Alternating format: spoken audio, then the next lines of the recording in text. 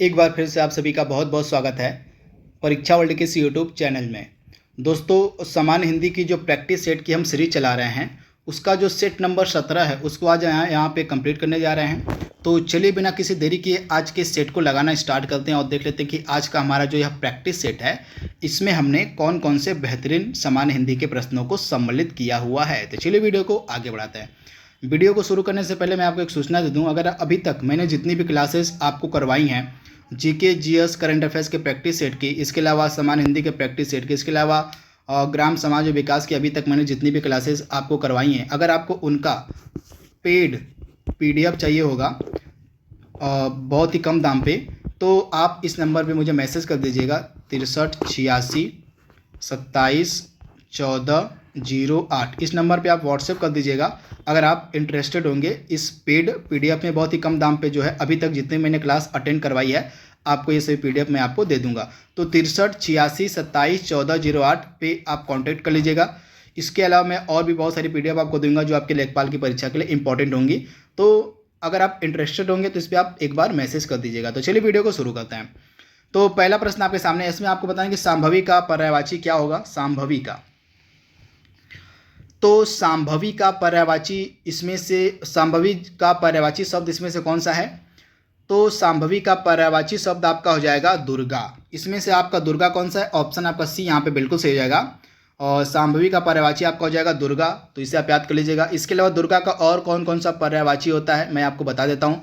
सिंह वाहिनी हो जाएगा, इस प्रकार से लिखाएगा आपका सिंह वाहिनी हो जाएगा, यह आपका दुर्गा का पर्यायवाची है सिंह वाहिनी। इसके बाद आपका कालिका हो जाएगा, कालिका भी आपका दुर्गा का ही पर्यायवाची है कालिका। कालिका के अलावा चामुंडा हो जाएगा, वागीश्वरी हो जाएगा, महागौरी, इसके अलावा कामाक्षी हो जाएगा, कल्याणी हो जाएगा, भवानी हो जाएगा, चंडिका हो जाएगा। ये सभी इंपॉर्टेंट आपके दुर्गा के पर्यायवाची हैं, तो इनको कम से कम आप याद कर लीजिएगा, इंपॉर्टेंट है। डायरेक्टली आपसे एग्जाम में इनसे प्रश्न पूछा जा सकता है। अगला प्रश्न आपके स्क्रीन पर है, आपको बताना है कि इसमें से सरस्वती का पर्यायवाची शब्द कौन सा नहीं है। आपको उस पर्यायवाची का पहचान करना है जो सरस्वती का इसमें से नहीं है। इंपॉर्टेंट है, डायरेक्टली आपसे एग्जाम में पूछा जा सकता है। तो आइए इसको देख लेते हैं। तो इसमें से वीणा पाड़ी आपका पर्यायवाची शब्द है सरस्वती का। इसमें से आपका शारदा भी पर्यायवाची शब्द है सरस्वती का। इसके अलावा वागेश्वरी भी आपका पर्यायवाची शब्द है सरस्वती का। लेकिन इसमें से जो कमला ऑप्शन बी वाला है यह पर्यायवाची शब्द सरस्वती का नहीं है, तो इसको आप याद कर लीजिएगा, इंपॉर्टेंट है। डायरेक्टली आपसे एग्जाम में यह पूछा जा सकता है। इसके अलावा सरस्वती के और कौन कौन से पर्यायवाची होते हैं? तो भारती होता है, भारती भी आपका सरस्वती का पर्यायवाची है। इसके अलावा वागीश, वागीश भी आपका सरस्वती का ही पर्यायवाची है। इसके अलावा महाश्वेता, महाश्वेता यह भी आपका सरस्वती का ही पर्यायवाची है। तो इस सारे पर्यायवाची आपको याद रखना है। और सरस्वती के वीणा पाड़ी हो गया, शारदा हो गया, वागेश्वरी हो गया, भारती हो गया, वागीश हो गया। इसके अलावा मैंने क्या बताया आपको, महाश्वेता हो गया। इसके अलावा आपका ब्राह्मी, ब्राह्मी भी है आपका, ब्राह्मी, ब्राह्मी भी आपका जो है सरस्वती का ही पर्यायवाची है। अगला महत्वपूर्ण प्रश्न आपके सामने है, इसमें से घोड़ा का पर्यायवाची शब्द कौन सा नहीं है, आपको पहचान करनी है। घोड़ा का पर्यायवाची कौन सा नहीं है? तो इसमें से घोड़ा का पर्यायवाची कौन सा नहीं है, आइए देख लेते हैं। तो इसमें से घोटक आपका घोड़ा का पर्यायवाची है। इसमें से है आपका घोड़ा का पर्यायवाची है, घोटक हो गया, है घोड़ा का पर्यायवाची है। इसके अलावा अश्व, अश्व भी आपका घोड़ा का ही पर्यायवाची है। तो इसमें से आपका कटक जो है घोड़ा का पर्यायवाची नहीं है, तो इसे आप याद कर लीजिएगा। इसके अलावा घोड़ा का और कौन कौन सा पर्यायवाची होता है? तो तुरंग होता है घोड़ा का पर्यायवाची, तुरंग, तुरंग घोड़ा का पर्यायवाची होता है। इसके अलावा आपका हो जाएगा सैंधव, हो जाएगा सैंधव भी आपका घोड़ा का ही पर्यायवाची होता है। तो घोटक हो गया, है हो गया, तुरंग और तुरंग हो गया, अश्व हो गया, सैंधव हो गया, और इसके अलावा बाजी हो गया। ये सभी आपके घोड़ा के ही पर्यायवाची हैं, तो इनके बारे में आपको याद रखना है। ऑप्शन आपका जो बी वाला था कटक, यह घोड़ा का पर्यायवाची नहीं था। इसमें से सूर्य का पर्यायवाची कौन सा नहीं आपसे पूछा जा रहा है? सूर्य का, इंपॉर्टेंट है, डायरेक्टली आपसे एग्जाम में पूछा जा सकता है। तो फटाक से इसका जवाब देने की आप कोशिश कीजिए। तो इसमें से सूरज आपका सूर्य का पर्यायवाची है, दिनकर आपका सूर्य का पर्यायवाची है, दिवाकर आपका सूर्य का पर्यायवाची है, लेकिन आपका जो महेंद्र है यह सूर्य का पर्यायवाची नहीं है। तो आप इसे याद कर लीजिएगा, इंपॉर्टेंट है। दोस्तों एक चीज़ मैं आपको बता दूं, पर्यायवाची से रिलेटेड जो 50 इंपॉर्टेंट आपके पर्यायवाची बन सकते हैं उसका वीडियो आपको शाम तक मिल जाएगा, एकदम डिटेल्ड वीडियो। तो उस वीडियो का बिल्कुल ध्यान से देख लीजिएगा। तो इसमें से आपका जो महेंद्र है यह सूर्य का पर्यायवाची नहीं है, इसको आप याद कर लीजिएगा, इंपॉर्टेंट है। इसके अलावा सूरज, दिनकर, दिवाकर के अलावा भानु हो गया, भास्कर हो गया, मार्तंड हो गया, आदित्य हो गया, ये सभी इंपॉर्टेंट आपके सूर्य के ही पर्यायवाची। इसमें से आपका महेंद्र सूर्य का पर्यायवाची नहीं था। अगला प्रश्न आपके स्क्रीन पर है, इसमें से दुर्जन का आपको बताना है कि विलोम शब्द क्या होगा दुर्जन का। इंपॉर्टेंट है, डायरेक्टली आपसे एग्जाम में पूछा जा सकता है। तो दुर्जन का आपका पर्यायवाची इसमें से क्या हो जाएगा, फटाक से इसका जवाब देने की कोशिश कीजिए आप। तो दुर्जन का इसमें से आपका पर्यायवाची हो जाएगा सज्जन। दुर्जन का क्या हो जाएगा, सॉरी यहाँ पे विलोम पूछा जा रहा है, तो हाँ विलोम क्या हो जाएगा, दुर्जन का सज्जन हो जाएगा। ऑप्शन जो आपका यहाँ पे बी वाला दिया गया है, सज्जन, आपका बिल्कुल सही हो जाएगा। कृपण का आपको उपयुक्त विलोम शब्द पहचानना है कि क्या होगा। तो कृपण का क्या हो जाएगा, दानी हो जाएगा। क्या हो जाएगा, कृपण का दानी हो जाएगा विलोम शब्द, यानी कि ऑप्शन आपका जो बी यहाँ पे है बिल्कुल सही हो जाएगा। कृपण का क्या होता है, तो कृपण का आपका दानी होता है विलोम शब्द। अगला प्रश्न आपके स्क्रीन पर है, आपको बताना है कि लघिमा का यहाँ पे उपयुक्त विलोम क्या होगा। आपको बताना है लघिमा का, तो लघिमा का उपयुक्त विलोम क्या हो जाएगा, गरिमा हो जाएगा, यानी कि ऑप्शन आपका डी यहाँ पे बिल्कुल सही हो जाएगा। लघिमा का आपका हो जाता है गरिमा। और यहाँ पे तिमिर का आपको उपयुक्त विलोम पहचानना है, क्या हो जाएगा, तो इसमें से तिमिर का उपयुक्त विलोम आपका हो जाएगा प्रकाश हो जाएगा, यानी कि ऑप्शन आपका सी यहाँ पे बिल्कुल सही हो जाएगा। इसमें से तिमिर का आपका हो जाएगा प्रकाश हो जाएगा, आप इसे याद कर लीजिएगा, इंपॉर्टेंट। आलोक भी आपका तिमिर का ही विलोम होता है, तो इसके बारे में आप याद रखिएगा। अगला इंपॉर्टेंट प्रश्न आपके सामने है, न 3 में न 13 में, इसका अर्थ आपको बताना है, इस मुहावरे का अर्थ क्या होगा, न 3 में न 13 में। तो इसका अर्थ होता है किसी काम का नहीं, यानी कि ऑप्शन आपका डी यहाँ पे बिल्कुल सही हो जाएगा, किसी काम का नहीं। अगला प्रश्न आपके सामने है, पौ 12 होना, इस मुहावरे का आपको अर्थ बताना है, क्या होगा। तो पौ 12 होना, इस मुहावरे का आपका अर्थ क्या हो जाएगा, तो इसका एकदम सही अर्थ हो जाएगा लाभ ही लाभ होना, यानी कि ऑप्शन आपका सी यहाँ पे बिल्कुल सही है, लाभ ही लाभ होना। तो इसके बारे में आपको याद रखना है, पौ 12 होना का मतलब होता है लाभ ही लाभ होना। अगला महत्वपूर्ण प्रश्न आपकी स्क्रीन पर है, इनमें से द्वंद्व समास का उदाहरण आपको बताना है कि द्वंद्व समास का एग्जाम्पल कौन सा है, इंपॉर्टेंट है।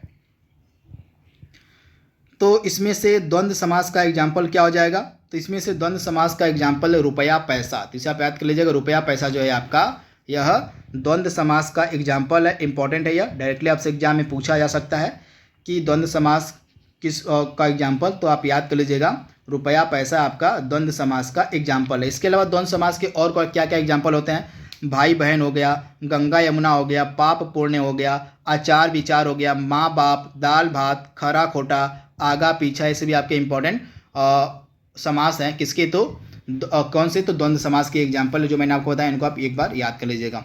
इसमें से मृग नयनी कौन सा समास का एग्जाम्पल है, आपसे पूछा जा रहा है, मृग नयनी। तो मृग नयनी आपका कौन सा समास का एग्जाम्पल है, इंपॉर्टेंट है। तो मृग नयनी आपका हो जाएगा कर्मधारण समास, यानी कि ऑप्शन आपका ए यहाँ पे बिल्कुल सही हो जाएगा, कर्मधारण समास का एग्जाम्पल है आपका मृग नयनी। तो इनके बारे में आपको याद रखना है, कर्मधारण समास। इसके बाद अगला आपके सामने है दिया गया द्विगु समास का, इसमें से कौन सा एग्जाम्पल है द्विगु समास का, इंपॉर्टेंट है, आपको बताना है इसमें से द्विगु समास का एग्जाम्पल कौन सा है। तो इसमें से आपका द्विगु समास का एग्जाम्पल क्या हो जाएगा, यहाँ पे द्विगु समास का हो जाएगा त्रिभुवन, यानी कि ऑप्शन आपका जो यहाँ पे ए है, त्रिभुवन जो है आपका द्विगु समास का एग्जाम्पल है, तो इसको आप याद कर लीजिएगा, इंपॉर्टेंट है। ऑप्शन आपका यहाँ पे ए वाला जो है बिल्कुल सही हो जाएगा। अच्छा, द्विगु समास को पहचानने की ट्रिक क्या होती है, तो इसको पहचानने की ट्रिक होती है, इसका जो पूर्व पद होता है यह संख्यावाचक होता है। यहाँ पे आप देख रहे हैं इसका जो पूर्व पद है यह संख्यावाचक, यानी कि 3 भवनों का समूह की यहाँ पे बात हो रही त्रिभुवन, तो ये आपका द्विगु समास हो जाएगा। इसके अलावा पंचवटी हो जाएगा, इसके अलावा शताब्दी हो जाएगा, ये सभी आपके एग्जाम्पल किसके हैं, तो द्विगु समास के ही एग्जाम्पल है। द्विगु समास में होता क्या है कि इसका जो पूर्व पद होता है यह संख्यावाचक होता है, तो इसके बारे में आपको याद रखना है, इंपॉर्टेंट है, डायरेक्टली आपसे एग्जाम में पूछा जा सकता है। तथा द्विगु समास से जो है समूह का बोध होता है, किसका बोध होता है, तो समूह का बोध होता है, यानी कि नंबरिंग, यानी कि संख्यावाचक भी जहाँ आपको दिखे विशेषण, यानी कि जिसका भी पूर्व पद आपका संख्यावाचक दिखे वहाँ पे देखते पर आपको देखने को मिलता है कि द्विगु समास होता है। तो त्रिभुवन इसमें से आपका क्या है, द्विगु समास का एग्जाम्पल है। इसमें से दिन रात मैंने आपको बताया था, द्वंद्व समास का एग्जाम्पल है, दिन रात जो है आपका द्वंद्व समास का एग्जाम्पल है। तो इसके बारे में आपको याद रखना है, इंपॉर्टेंट है, डायरेक्टली आपसे एग्जाम में पूछा जा सकता है। इसके बाद भवानी का आपको बताना है कि पुल्लिंग में बताना है, पुल्लिंग में बदलना है, क्या होगा भवानी का, और पुल्लिंग क्या होगा भवानी का, इंपॉर्टेंट है। तो इसमें से भवानी का पुल्लिंग क्या हो जाएगा, तो भवानी का पुल्लिंग आपका हो जाएगा भव, यानी कि ऑप्शन आपका जो बी वाला है बिल्कुल सही हो जाएगा। भवानी का पुल्लिंग क्या होता है, तो भव हो जाएगा। अगला प्रश्न आपके सामने है, और इसमें से दर्शक कौन सा लिंग है, आपको बताना है कि दर्शक किस लिंग का एग्जाम्पल है। तो दर्शक आपका पुल्लिंग है, यानी कि ऑप्शन आपका क्या हो जाएगा, दर्शक आपका पुल्लिंग का एग्जाम्पल, यानी कि ऑप्शन आपका ए यहाँ पे बिल्कुल सही है, पुल्लिंग का। और चूहा बिल से बाहर निकला, इसमें कौन सा कारक है, आपको बताना है कि जो चूहा है बिल से बाहर निकला, इसमें कौन सा कारक है, इंपॉर्टेंट है। तो चूहा बिल से बाहर निकला, यहाँ पे अलगाव की बात हो रही है ना, तो यहाँ पे आपका हो जाएगा अपदान कारक। अपदान का चिन्ह होता है से, तथा से कहाँ से वाला कौन सा, तो जहाँ पे अलगाव, अलग होने का बोध हो, वहाँ पे आपका अपदान कारक होता है। तो यहाँ पे देख रहे हैं से, यहाँ पे अलग होने का बोध हो रहा है, तो यहाँ पे आपका अपदान कारक हो जाएगा। तो आप इसे याद कर लीजिएगा। कारक के क्या क्या चिन्ह होते हैं, यहाँ पे मैंने लिखा हुआ है, इसको एक बार आप देख लीजिएगा, इंपॉर्टेंट है। यहाँ से डायरेक्टली एग्जाम में इसी तरह से प्रश्न पूछे जाते हैं। तो यहाँ पे आप देख रहे हैं अपदान में क्या है, से का जो मतलब है यहाँ पे अलग होने से होता है, तो वहाँ पे अपदान होता है, तथा एक से का होता है करण से, यानी कि जहाँ पर अगर आपको से दिखे, अगर वहाँ पे अलग होने का बोध हो, अलगाव का बोध हो, तो वहाँ पे अपदान हो जाएगा। बाकी आपका अगर से अलग होने का बोध ना हो, तो वहाँ पे आपका करण हो जाएगा। तो ये डिफरेंस आपको याद रखना है, तथा ये चिन्ह कम से कम आप याद कर लीजिएगा। इस चिन्ह की सहायता से आप आसानी से कारक वाले जो प्रश्न होंगे उनको सॉल्व कर लेंगे। तो इस चिन्ह को आप याद कर लीजिएगा। अगला प्रश्न आपके सामने है, और यहाँ पे स्त्रीलिंग और पुल्लिंग का जोड़ा दिया गया है। तो इसमें से आपको बताना कि कौन सा जोड़ा गलत है, स्त्रीलिंग और पुल्लिंग का। तो आइए देख लेते हैं यहाँ पे। तो यहाँ पे गुणवती जो है आपका स्त्रीलिंग है, और इसका पुल्लिंग होता है गुणवान, बिल्कुल सही है। गुणवती आपका स्त्रीलिंग है, और इसका जो पुल्लिंग होता है क्या हो जाता है, तो गुणवान हो जाता है। जिसको आप याद कर लीजिएगा, इंपॉर्टेंट है, डायरेक्टली आपसे एग्जाम में पूछा जा सकता है। इसके बाद भगवती इसमें क्या दिया गया है आपका, तो भगवती आपका स्त्रीलिंग है, और इसका जो है पुल्लिंग हो जाएगा भगवान हो जाएगा, बिल्कुल सही है। इसके बाद ननद दिया गया है आपका ना, तो ननद आपका स्त्रीलिंग है। ननद क्या है, आपका स्त्रीलिंग है, और इसका पुल्लिंग क्या होता है, तो बहनोई होता है, जो कि बिल्कुल ही गलत दिया गया है। ननद का पुल्लिंग आपका हो जाता है ननदोई। ननद का क्या हो जाएगा, तो ननद का आपका जो पुल्लिंग होता है वो हो जाता है ननदोई। आप याद कर लीजिएगा, ननदोई। तो इसे आप याद कर लीजिएगा। ये जो ऑप्शन आप देख रहे थे बहनोई, बहनोई आपका पुल्लिंग है, बहनोई आपका पुल्लिंग है, और इसका स्त्रीलिंग होता है बहन हो जाता है। तो इसे आप याद कर लीजिएगा, इंपॉर्टेंट है। वहीं सत्यवती आपका स्त्रीलिंग है, और इसका जो है पुल्लिंग हो जाएगा क्या, सत्यवती का जो है सत्यवती का पुल्लिंग होता है सत्यवान। तो इसको आप याद कर लीजिएगा, यानी कि आपका गुणवान का स्त्रीलिंग होता है गुणवती, भगवान का स्त्रीलिंग होता है भगवती, और इसके बाद यहाँ पे बहनोई वाला गलत था, यहाँ पे ऑप्शन सी वाला, यहाँ पे नंदोई जो होता है, नंदोई पुल्लिंग है, और इसका जो स्त्रीलिंग हो जाएगा वो क्या हो जाएगा, नंदोई का ननंद हो जाएगा। और इसके बाद सत्यवान आपका जो है क्या है, पुल्लिंग है, और इसका स्त्रीलिंग हो जाएगा सत्यवती। तो इसको आप याद कर लीजिएगा। बच्चे बस से पाठशाला जाते हैं, इस वाक्य में कौन सा कारक है आपसे पूछा जा रहा है। तो यहाँ पे आप देख रहे हैं से है, से का यहाँ पे बोध जो है अलग होने का यह प्रतीत नहीं हो रहा है, यानी कि अलग होने का, यानी कि अलगाव से इसका मतलब नहीं है। तो इस प्रकार से यह आपका हो जाएगा करण कारक। तो मैंने आपको बताया था ना, यह चिन्ह आपने देखा था, और चिन्ह देखे थे आप। तो अपदान में क्या होता है, से का जहाँ भी प्रयोग होता है वो अलग होने पर होता है, यानी कि अलगाव की जहाँ पर भी स्थिति होती है वहाँ पर से का प्रयोग होता है, तो आपका अपदान हो जाएगा। और यहाँ पे इस तरह से बाकी सिंपल तरीके में से आपका जो होता है से द्वारा ये करण कारक में आ जाता है। तो यहाँ पे इस प्रकार से आपका क्या हो जाएगा, इस प्रकार से आपका हो जाएगा करण, यानी कि ऑप्शन आपका क्या हो जाएगा, यहाँ पे ऑप्शन डी वाला बिल्कुल सही हो जाएगा। बच्चे बस से पाठशाला जाते हैं, तो इसमें आपका क्या हो जाएगा, करण कारक हो जाएगा। तो आप इसे याद कर लीजिएगा। चिन्ह कम से कम आप याद कर लीजिएगा, चिन्ह की सहायता से आप आसानी से कारक को पहचान सकते हैं। अगला प्रश्न आपके सामने है, सत्याग्रह का संधि विच्छेद आपको बताना है, क्या होगा सत्याग्रह का संधि विच्छेद, मतलब सत्याग्रह का संधि विच्छेद आपको बताना है, बिल्कुल सटीक वाला। तो सत्याग्रह का आपका संधि विच्छेद क्या हो जाएगा, इंपॉर्टेंट है। तो सत्याग्रह का आपका संधि विच्छेद होता है सत्य के लिए आग्रह, क्या हो जाएगा, सत्याग्रह का संधि विच्छेद होता है सत्य के लिए आग्रह, यानी कि ऑप्शन आपका जो यहाँ पे डी है, सत्य धन आग्रह, सत्य धन आग्रह, ये आपका हो जाएगा सत्याग्रह का संधि विच्छेद। चलिए आप कमेंट बॉक्स में बताइए कि सत्याग्रह कौन सा संधि है, किस संधि का एग्जाम्पल, इसका जवाब आपको कमेंट बॉक्स में देना है। इसमें प धन अन, इसको आपको बताना है कि यह किसका संधि विच्छेद है, या प धन अन जो है यह किसका संधि विच्छेद है। तो पौ धन अन किसका संधि विच्छेद है? तो यह पावन का संधि विच्छेद है। किसका? तो पावन का यह संधि विच्छेद है, पौ धन अन। तो इसका याद कर लीजिएगा। तथा यह किसका एग्जाम्पल है? तो अयादी संधि का एग्जाम्पल है। अयादी संधि का एग्जाम्पल है यह पौ धन अन, तथा यह पावन का संधि विच्छेद है। जिसके बारे में आपको याद रखना इंपॉर्टेंट है।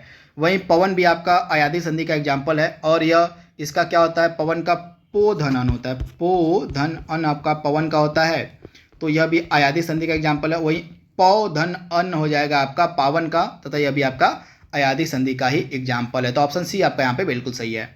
अगला प्रश्न आपके स्क्रीन पर है, निम्नलिखित में से आपको तत्सम की पहचान करनी कि इसमें से तत्सम कौन सा है? इंपॉर्टेंट है, डायरेक्टली आपसे एग्जाम में पूछा जा सकता है। तो इसमें से आपको तत्सम की पहचान करनी है, इंपॉर्टेंट है।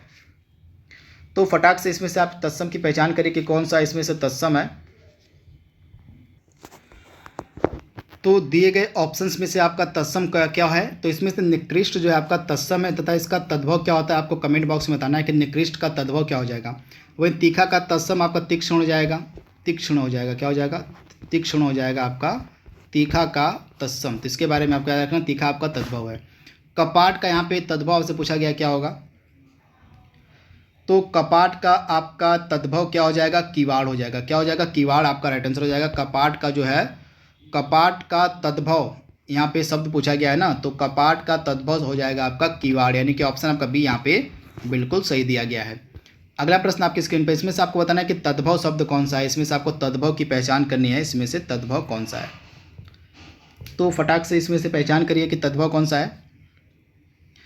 तो इसमें से हिंग जो है आपका तद्भव का एग्जाम्पल, यानी कि ऑप्शन आपका जो सी यहाँ पे दिया गया है, हिंग जो है आपका तद्भव है। तो इसको आप याद कर लीजिएगा, इंपॉर्टेंट है, डायरेक्टली आपसे एग्जाम में पूछा जा सकता है। तो इसमें से आपका जो हिंग है यह तद्भव का एग्जाम्पल है। तो इसे आप याद कर लीजिएगा। हस्त आपका तत्सम, और इसका तद्भव क्या हो जाएगा? हाथ हो जाएगा हस्त का। तो इसे आप याद कर लीजिएगा। और हस्ती का जो होता है आपका हाथी होता है तद्भव। हस्ती का जो है हाथी आपका तद्भव होता है।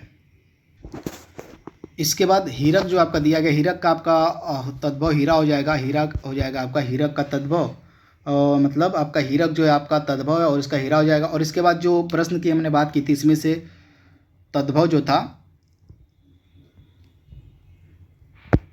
यहाँ पे हीरक आपका क्या है? तो हीरक आपका तत्सम है ना, तो इसका तद्भव हीरा हो जाएगा, सॉरी। और इसके बाद हींग जो आपका तद्भव है, इसका क्या हो जाएगा? हींग का तत्सम क्या हो जाएगा? तो हींग का हिंगू होता है। क्या होता है? हींग का हिंग। एक बार मैं आपको रिपीट कर दे रहा हूँ यहाँ पे। हीरा का आपका क्या हो जाएगा? हीरा का तद्भव क्या हो जाएगा आपका?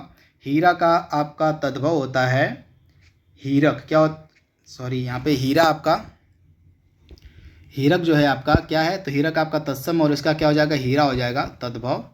इसके बाद हींग आपका क्या है? हीरंग आपका यहाँ पे तद्भव दिया गया है। और हींग का तत्सम क्या होता है? तो हींग का तत्सम आपका हिंगू होता है। क्या होता है?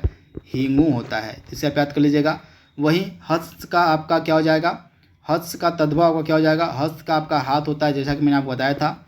और हस्ती का तद्भव क्या हो जाएगा? हस्ती का जो है हाथी होता है। तो इसके बारे में आपको याद रखना है। इसमें से आपके हस्त, हस्ती और हीरक ये कौन से शब्द थे? तो ये सभी आपके थे तत्सम, और इसमें से हिंग जो था आपका तद्भव था, तथा हिंग का जो है आपका तत्सम हो जाता है हिंगू। क्या हो जाता है? हिंगू हो जाता है हिंग का तत्सम। तो इनके बारे में आपको याद रखना है।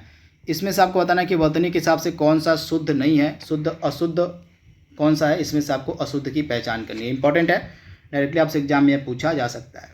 तो अशुद्ध की फटाक से पहचान करिए आप। तो इसमें से अशुद्ध कौन सा है, आइए देख लेते हैं। तो इसमें से पहला वाला ये मुझे अशुद्ध लग रहा है। तो इसमें जो पतित होता है, पतित ही आपका जो है अशुद्ध यहाँ पे दिया गया है। पतित किस प्रकार से लिखाता है? तो पतित में आपका छोटा ई रहता है। क्या रहता है? पतित जो लिखाता है आपका, इसमें छोटा ई रहता है, इस प्रकार से लिखाता है पतित शुद्ध रूप से। तो पतित वाला ही जो है आपका यहाँ पे पहला वाला ही यहाँ पे गलत दिया गया था। तो इसको आप नोट डाउन कर लीजिएगा, इंपॉर्टेंट है। बाकी के आपके जो तीनों दिए गए, नाराज हो गया, निर्दय हो गया, और इसके अलावा निरपराध हो गया, ये सभी आपके शुद्ध रूप हैं। तो इनको आप याद कर लीजिएगा। निरपराध आपका शुद्ध है, इसके बाद आपका निर्दय शुद्ध है, इसके बाद आपका नाराज शुद्ध है। लेकिन इसमें से आपका जो पतित वाला दिया गया था, इसमें छोटा ई का होता है, तो पतित आपका गलत दिया गया था। अगला दिया गया आपके सामने लास्ट वाला प्रश्न है, निम्नलिखित में से कौन सा वर्तनी के हिसाब से शुद्ध है, यानी कि शुद्ध आपको पहचान करना है कौन सा वर्तनी के हिसाब से शुद्ध है। तो इसमें से वर्तनी के हिसाब से कौन सा शुद्ध है, आइए उसकी पहचान कर लेते हैं, देख लेते हैं। तो इसमें से पहला वाला ही सही लग रहा है, दृश्य। दृश्य जो है आपका यहाँ पे वर्तनी के हिसाब से शुद्ध लिखा गया है, तो इसको आप नोट डाउन कर लीजिएगा। जो दृश्य वाला है यह वर्तनी के हिसाब से आपका बिल्कुल ही सही है, तो आप इसे नोट डाउन कर लीजिएगा। बाकी के तीनों को भी आइए देख लेते हैं। नीलकंठ में क्या गलती है, तो नीलकंठ में यहाँ पे बड़ी ई रहता है, इस प्रकार से लिखा था नीलकंठ। नीलकंठ जो है इस प्रकार से शुद्ध लिखा था, बड़ी ई रहता है नीलकंठ में। इसके बाद नीतवाण में क्या गलत है, तो नीतवाण में आपका गलत है, इसमें भी आपका बड़ी ई रहेगा। नीतवाण भी आपका इसी प्रकार से इसमें भी मात्रा का ही मिस्टेक है। तो यहाँ पे क्या हो जाएगा, यहाँ पे नीतवाण मत कर लिखिए, यहाँ पे नीतवाण की जगह आपका नीरवाण लिखा हुआ है, तो नीर इसको कर लीजिए। तो नीरवाण आपका किस प्रकार से लिखा था, तो इसमें बड़ी की जगह छोटी ये आपका होता है निर्वाण, इस प्रकार से शुद्ध लिखा था आपका निर्वाण। निर्वाण जो है आपका इस प्रकार से शुद्ध लिखा था, इसे आप नोट डाउन कर लीजिएगा। निर्वाण जो है आपका इस प्रकार से शुद्ध लिखा था। और इसके बाद आप देख रहे हैं निवारण। निवारण में क्या गलती है, तो इसमें आपकी मात्रा की गलती है, इसमें छोटा ई होगा, निवारण में आपका छोटा ई होगा। तो इस प्रकार से दृश्य आपका शुद्ध था, बाकी नीलकंठ में बड़ी ई की मात्रा होगी। और यहाँ पे निर्वाण जो आपका लिखा गया था, निर्वाण ऐसे नहीं लिखा था, निर्वाण आपका इस प्रकार से लिखा था शुद्ध निर्वाण, इस प्रकार से आपका शुद्ध निवारण होता है, आपका इस प्रकार से शुद्ध आपका होता है। और इसके बाद निवारण का होता है छोटी ई, इस पे होता है निवारण, इस पे छोटी ई की मात्रा रहेगी। तो इस प्रकार से आपका ऑप्शन ए सही था। तो आज के लिए बस इतना ही, इसका अगला भाग हम जल्दी अपलोड करेंगे। तब तक के लिए thank you, thanks for watching, thank you.